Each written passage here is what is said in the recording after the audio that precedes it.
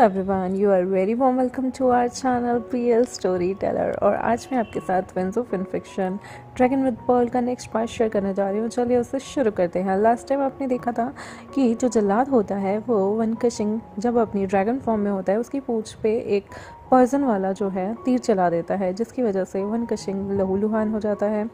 और जब वो लोग अपनी यानी कि मर्मेड की दुनिया में वापस आते हैं तब गाइस जो वनकशिंग होता है वो बहुत ज़्यादा घायल हो चुका होता है और उनकी लाइफ के 6 महीने आगे निकल चुके होते हैं, क्योंकि ये जो जल्लाद की दुनिया थी ना, यहाँ का एक एक पल 6 महीने के बराबर होता है और ये टाइम 6 मंथ स्किप हो चुका होता है। और जब भी अपनी दुनिया में पहुँचते हैं तब ज़ोज़िशु जो है उस वाइट स्नेक को लेके आता है जो वनकशिंग के पैर का जहर चूस लेता है, जो कि जल्लाद के तीर से उसमें जहर डला था। वो वनकशिंग काफ़ी घायल होता है, उसका ब्लड भी काफ़ी निकल चुका होता है। तो वो लोग वनकशिंग को जो है वो थोड़ा आराम करने के लिए कहते हैं, क्योंकि वनकशिंग ने अभी एक शक्ति को अपने अंदर समाया था और इतनी जल्दी जो है उसका ब्लड लॉस होने की वजह से उसकी बॉडी बहुत कमज़ोर हो चुकी थी। तो ज़ोज़िशु जो है उसके उस जगह को क्लीन करता है, हल्का सा चाकू से उसके आसपास की जगह पॉइजनस जो होती है उसे हल्का सा काट कर उसे बैंडेज करता है और आराम करने के लिए छोड़ देता है। वो उसे कुछ हर्बल नुस्खे, ताकि उसकी बॉडी थोड़ी सुन रहे और उसे नींद आ जाए, वो भी उसे पिलाता है ताकि वनकशिंग गहरी नींद, अच्छी नींद सो सके और उसकी बॉडी जो है वो जब वो उठे तो काम करने लायक हो सके, वो एक अच्छी नींद चला जाए ताकि वो दर्द में तड़फे ना। ज़ोज़िशु जो है वो सोनागली के पास आता है, उसकी आंखें आंसू से भर चुकी होती है वनकशिंग को इतना दर्द में तड़फता देख के, क्योंकि जल्लादों की दुनिया का जो जहर था वो ऐसा जहर था जिससे इंसान की रूह भी कांप जाए। वो जहर बहुत ख़तरनाक था। वो पूछता है सोनागली से कि क्या उस वाइट स्नेक को तो कुछ नहीं होगा ना। तो सोनागली कहती है नहीं, उसे कुछ नहीं होगा, पर अगर तुम लोग थोड़ी भी देर वहाँ और रहते तो वनकशिंग की जान भी जा सकती थी, या फिर उसके जितना वो ब्लड निकला है उससे उसमें कोई कमी भी आ सकती थी। तो बहुत अच्छा हुआ तुम लोग टाइम से यहाँ आ गए। तो वो पूछता है इस बार हम कितने टाइम बाद वापस आए हैं। सोनागली बताती है कि 6 महीने बीत चुके तुम्हें इस टास्क में जाने में और इस टास्क को कंप्लीट करके आने में। तो ज़ोज़िशु बहुत ही ज़्यादा आश्चर्यचकित हो जाता है कि इतनी जल्दी, कल की ही बात थी कि उन्होंने ये स्टेजेस शुरू की थी और आज उनकी बदौलत तो जैसे 3 से 4 दिन ही बीते थे, लेकिन यहाँ की दुनिया में वो 3-4 दिन नहीं बल्कि 9 महीने हो चुके थे कि जब उन्होंने अपनी इन चीज़ों को प्लान किया हो। वो लोग अब थोड़े टाइम जो है 9 महीने भी नहीं, उनकी इन सब चीज़ों को लगभग साल आने वाला था, साल हो चुके थे, क्योंकि 2 महीने उन्होंने रुक कर इंतज़ार भी किया होता है अमावस की रात का। तो वो लोग बहुत ज़्यादा थक चुके होते हैं और ज़ोज़िशु कहता है कि मैं अपना 17वां जन्मदिन यहाँ मनाना चाहता हूँ, मुझे अपने टास्क के बारे में कुछ नहीं पता। सोनागली कहती है अगला टास्क जो तुम्हारा है वो बहरूपियों की दुनिया में है। उस दुनिया में हर चीज़ मायावी है और यहाँ तक कि तुम नहीं रहते, सामने वाला नहीं रहता और वो लोग लोगों की दिमाग से खेलते हैं। तो तुम्हें बहुत ही ज़्यादा अपने ऊपर कंट्रोल रख के उस मायावी दुनिया में जाना होगा। वो सीधा दिमाग की इमोशंस पे, आपकी भावनाओं के साथ खेला जाता है। वो दुनिया बहुत ही ज़्यादा मायावी है और वो दुनिया इंसान को अपने वश में ही करने की सोचती है। तो तुम्हें वहाँ पर बचना होगा। ये 10वें टास्क से भी ज़्यादा खतरनाक वो मायावी दुनिया है, क्योंकि वो भावनाओं के साथ खेलती है और आपसे कुछ भी करा सकती है। तो तुम्हें वनकशिंग की भावनाओं पे कंट्रोल रखवाना होगा, क्योंकि वनकशिंग तुमसे ज़्यादा भावुक है। तुम बहुत स्टेबल हो, तुम जानते हो तुम्हें अपने इमोशंस को कैसे कंट्रोल करना है, पर वनकशिंग वो नहीं जानता, वो बहुत जल्दी रिएक्ट कर देता है और ये चीज़ उसके लिए बहुत ज़्यादा नुकसानदेह हो सकती है। और वहाँ जाने से पहले वनकशिंग को पूरी तरह से ठीक होना होगा, उसे अपने सारे जख्म भरने होंगे, वरना एक भी जख्म उसे वहाँ पर उसकी मेंटल स्थिति को बहुत ज़्यादा असर कर सकता है। और वो दुनिया इतनी ज़्यादा ख़तरनाक है कि अगर तुम अपनी ड्रैगन रूप या फिर अपनी दूसरी शक्ति के रूप में भी आना चाहो तो नहीं आ सकते, और अगर जब तुम अपनी सच्चाई किसी से छुपाना चाहो तो वो सच्चाई भी बाहर आ सकती है। तो वहाँ पर तुम दोनों को अपनी आइडेंटिटी को बहुत ज़्यादा संभाल के रखना होगा और ज़ोज़िशु तुम्हें और वनकशिंग को अपने इमोशंस पे कंट्रोल रखना पड़ेगा। ज़ोज़िशु सिर हिला देता है और कहता है मैं समझ गया, लेकिन उस मायावी दुनिया में हमें पता कैसे चलेगा कि हमें कहाँ जाना है, किधर जाना है, किस चीज़ को उठाना है। तो सोनागली कहती है उस मायावी दुनिया में एक ऐसी जगह है जो कि सच में रियल चीज़ों पे आधारित है।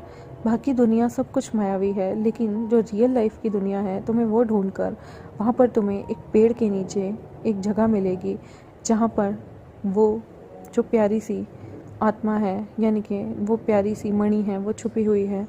वो मणि आत्माओं की मणि है जो कि इमोशंस को कंट्रोल करती है। फिर तुम्हें उस मणि को वन कशिंग के मस्तिष्क में समाना होगा। ज़ाओ ज़िशु कह देता है ठीक है, मैं ये काम कर दूंगा। तो वो कहती है अब तुम्हें अपनी कल्टीवेशन पे भी ध्यान देना चाहिए। वन कशिंग के साथ साथ तुम्हारा कल्टीवेशन और अपने दिमाग पे नियंत्रण होना भी बहुत ज़रूरी है। ज़ाओ ज़िशु उसकी बातों को मान लेता है और वो वन कशिंग का ख्याल रखने लगता है। बहुत जल्दी ज़ाओ ज़िशु का जन्मदिन आने वाला था और वो 18 साल का होने वाला था। तो वो बहुत ज़्यादा खुश होता है कि अब वो 18 साल का होने वाला है और वो वन कशिंग को, जो कि बेहोश था, उसे सोते समय ही मतलब उसे बोल रहा होता है कि वन कशिंग, मैं अपना जन्मदिन इस बार तुम्हारे साथ सेलिब्रेट करना चाहता हूँ। मैं चाहता हूँ उसके बाद ही हम नेक्स्ट टास्क पे जाएं, और उस नेक्स्ट टास्क को जो हमें ढूंढना है वो बहुत ही डिफ़िकल्ट है। तो मैं चाहता हूँ पहले तुम पूरी तरह से ठीक हो जाओ। वो प्यार से वन कशिंग के माथे पे किस करता है और गुशियांग के पास चला जाता है, जो वहाँ पे चीज़ों की प्रैक्टिस कर रही होती है। वो गुशियांग के साथ मिलके तीरंदाजी की प्रैक्टिस करता है। गुशियांग का जो टारगेट होता है वो काफ़ी अच्छा होता है। ज़ाओ ज़िशु उसे एक साथ 3 टारगेट हिट करना सिखाता है, और ये देख के गुशियांग बहुत खुश होती है और तालियां बजाने लगती है और कहती है मुझे भी सिखाओ। वो गुशियांग को अपने हाथों से एक साथ 3 तीर चलाना और उन्हें टारगेट पर मारना सिखाता है। ये देख के गुशियांग काफ़ी एक्साइटेड होती है। लियो चिनचाओ भी पीछे से आती है और उन पर वार करने लगती है, और ज़ाओ ज़िशु चौकन्ना होकर उनसे लड़ाई करने लगता है।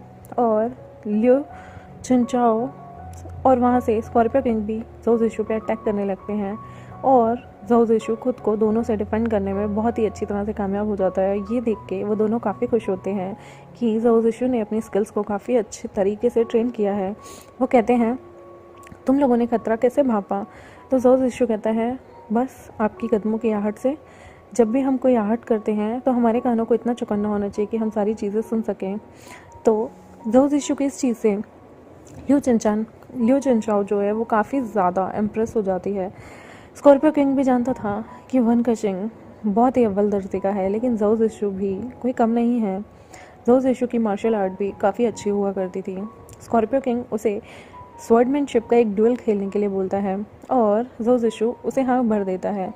स्कॉर्पियो किंग कहता है कि हम कल उसका ड्यूल करेंगे, आज तुम थक गए होगे तो तुम जाकर अच्छे से तालाब में जाकर नहा लो और ठंडे पानी से स्नान लो और थोड़ी देर मेडिटेट करके खाने आ जाना। वैसे भी आज वन कशिंग की फेवरेट तंदूरी बनी है। वो लोग बहुत खुश होते हैं। ज़ाओ ज़िशु तालाब में अब नहाने के लिए चला जाता है। वो अपने सारे कपड़े उतार के तालाब में बैठता है और नहाने जाता है। वहाँ बहुत सारी लेडी मर्मेड्स होती हैं, वो उसे निहारने लगती हैं उसकी खूबसूरत बॉडी को। ज़ाओ ज़िशु को थोड़ी शर्म आने लगती है और वो उन मर्मेड्स को वहाँ से जाने के लिए बोलता है, लेकिन मर्मेड्स उसकी खूबसूरती को अभी भी निहार रही होती हैं। तो ज़ाओ ज़िशु कहता है तुम्हें पता नहीं है मेरा सोलमेट कौन है? वन कशिंग, और वो तुम लोगों को जान से मार देगा अगर तुम मेरे पास भी आए तो वो सारी की सारी मर्मेड्स ज़ाओ ज़िशु को देख के हंसने लगती हैं और कहती हैं ये हमारा प्लेनेट है। और तभी ज़ाओ ज़िशु कहता है कि सोना गली ने हमारे वन कशिंग को अडॉप्ट किया है तो वो उसका भी बेटा हुआ, तो तुम यहाँ पर कोई भी मस्ती नहीं कर सकते। वो सारी मर्मेड्स फिर वहाँ से जाने लगती हैं। ज़ाओ ज़िशु जो है उन्हें पानी में तैरते हुए कंपटीशन के लिए ललकारता है, और वो लोग पानी में तैरते हुए कंपटीशन लड़ते हैं। ज़ाओ ज़िशु उस कंपटीशन में जीत नहीं पाता, क्योंकि मर्मेड्स ऑब्वियसली वो पानी में तैरने के लिए ही जानी जाती हैं, लेकिन वो ऐसा करते हुए आधे रास्ते से ही उस कंपटीशन से विड्रॉ करके वापस आ जाते हैं, क्योंकि वो सिर्फ मर्मेड्स को वहाँ से भगाना चाहता था। ये देखने के बाद वो कपड़े पहनता है और वहाँ से चला जाता है। उस पानी में वाइट स्नेक भी होता है जो ये सारी चीज़ें नोटिस कर रहा होता है। फिर सोना गली वहाँ पे उस वाइट स्नेक को खाना खिलाने आती है। ज़ाओ ज़िशु वन कशिंग को भी जो है तंदूरी के लिए पूछने जाता है। वन कशिंग अपनी गहरी नींद से उठता है और वो ज़ाओ ज़िशु को कहता है कि कितना टाइम हो गया मुझे सोते हुए। ज़ाओ ज़िशु कहता है कि तुम यहाँ पर कल रात से सो रहे हो, कल रात हम वापस आए थे और आज सुबह पूरे दिन, कल पूरी रात तुम सोते रहे। वो बताता है कि जो स्कॉर्पियो किंग है हमारे आने की खुशी में उसने तंदूरी बनाई है, तो तुम बाहर जाके खाना चाहोगे या अंदर ही खाओगे? वन कशिंग कहता है अभी मुझे बहुत ज़्यादा दर्द है, मैं चल नहीं पाऊँगा, क्यों ना तुम मिल ले तंदूरी यहीं ले आओ। तो जाओ जिशु कहता है ठीक है, क्या मैं गुशियांग को भी यहाँ ले आऊँ, वो भी तुमसे मिलने की ज़िद कर रही थी। तो वन कशिंग कहता है हाँ तुम उन्हें भी ले आओ। वो गुशियांग और खुद की तीनों मिलके वहाँ तंदूरी लेके आते हैं और खाने लगते हैं। गुशियांग वनकशिंग से पूछती है कि अब उसका पेन कैसा है। वनकशिंग कहता है मेरा पेन अब ठीक है। लिटिल डेविल तुम बताओ तुम क्या कर रही हो आजकल। तो वो बताती है कि उसने जाओ जिशु के साथ मिलकर जो है तीरंदाजी सीखी है। एक साथ एक तीर मतलब 3 तीर लेकर 3 टारगेट्स को मारना उसने सीखा है। तो ये सुनकर बड़ा इम्प्रेस होता है कि वाह तुमने ये सब चीज़ें सीखी। उसने कहा कि कल ना स्कॉर्पियो किंग और हमारे जाओ जिशु भैया का जो है स्वॉर्डमैनशिप का एक कंपटीशन होने वाला है। उन्होंने इन्हें तलवारबाजी के लिए ललकारा है और ये भी राजी हो गए हैं। वो नज़ारा देखने लायक होगा। वनकशिंग जो है वो सैड हो जाता है क्योंकि वो ये नज़ारा देख नहीं सकता था। तभी जाओ जिशु को वो कहता है हमारा अगला टारगेट क्या है, हम तो ये भी नहीं पता कर पाए। तो जाओ जिशु से कहता है मैंने उस टारगेट का पता लगा लिया है, हमें मायावी नगरी में जाना होगा। वो नगरी जो लोगों के दिमाग के साथ खेलती है।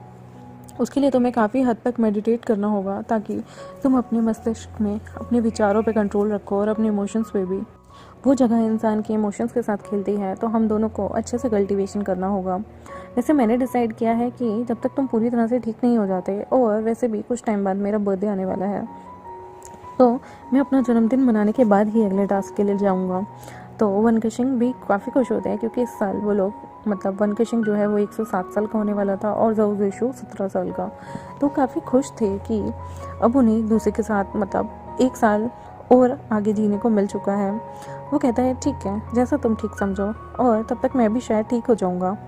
वनकशिंग को जाओ जिशु जो है एक दवाई देता है ताकि वो अपने पैरों पे लगा सके, और वो कहता है कि तंदूरी तुम्हें आज की कैसी लगी।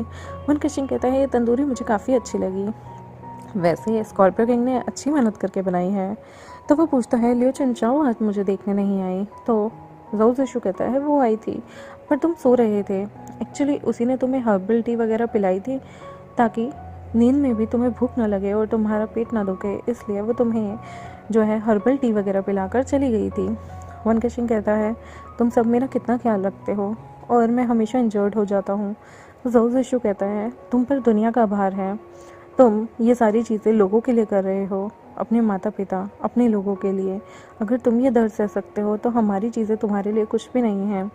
वनकशिंग जाओ जिशु को हक कर लेता है और कहता है कि मैं कल सच में तुम्हारी तलवारबाजी देखना चाहता हूँ, पर मैं चल नहीं पाऊँगा। तो जाओ जिशु कहता है कोई बात नहीं, हम लोग भी तो टास्क सारे पूरा करते हैं ना, तुम्हें वहाँ पर मैं अपनी तलवारबाजी दिखा दूँगा, बस तुम जल्दी से ठीक हो जाओ और हम अपने अगले टास्क के लिए चल पड़ेंगे। वो दोनों बातें करते हैं, हंसते हैं, एक टाइम बिताते हैं। वो शियांग भी कहती है आपको पता है मैंने पानी में तैरना सीख लिया है, और खैर तैरना तो मुझे आता था लेकिन मर्मेड्स की जो अलग से वो जो तैराकी की फ़ाइट होती है मैंने वो भी करना सीख लिया है। पता है इस बार मैंने 5 मर्मेड्स को अपने साथ हराया। तो जिशु कहते हैं वाह छोटी सी डेविल बहुत ही ज़्यादा तेज़ हो गई है।